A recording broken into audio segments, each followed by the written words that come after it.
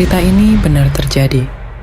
Saya punya adik perempuan yang selisih umurnya 2 tahun di bawah saya. Sejak dia pindah rumah ke rumah mertuanya, dia sering sakit-sakitan. Hidupnya selalu kekurangan, tapi dia wanita yang gak mau tinggal diam.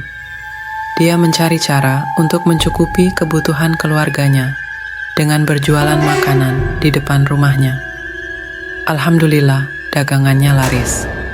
Tapi sejak itu, sakitnya malah makin parah.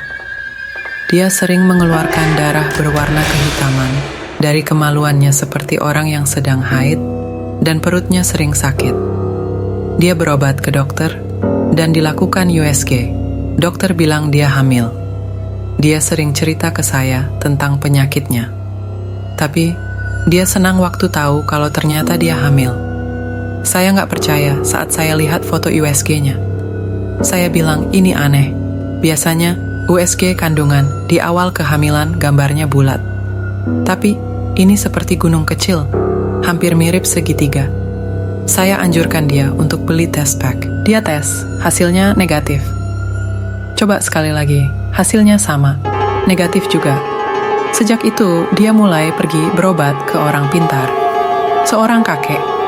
Kakek itu bilang dia disantet. Ada sesuatu yang ditanam di depan rumahnya. Setelah 2 kali berobat dengan kakek itu, dia ngerasa enakan. Tapi itu tidak berlangsung lama, karena seminggu kemudian ternyata kumat lagi. Dia kembali mengeluarkan darah dan perutnya makin sakit. Dia pergi berobat ke tempat lain, orang pintar juga. Jawabannya cukup mengerikan. Adik saya itu sedang hamil secara gaib. Janin yang di dalam perutnya adalah bayi ular.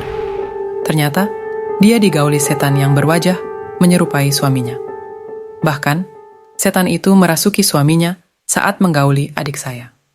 Maaf, ini bukan cerita porno. Tapi ini kenyataan. Setan itu berwujud ular. Kadang menyerupai sosok pria rupawan, bahkan sangat tampan. Dan ular itu dipelihara oleh seseorang yang melakukan pesugihan, dan adik saya adalah calon korbannya sebagai korban tumbal pesugihan. Usut punya usut, ternyata pelakunya adalah tetangga yang rumahnya dekat dengan rumah adik saya. Penduduk di sana banyak yang tahu cerita itu, tapi semua bungkam. Tidak bisa berkata apa-apa karena takut diganggu. Sudah banyak korban di daerah sana. Semua korbannya adalah wanita muda, umur 20-35 tahun.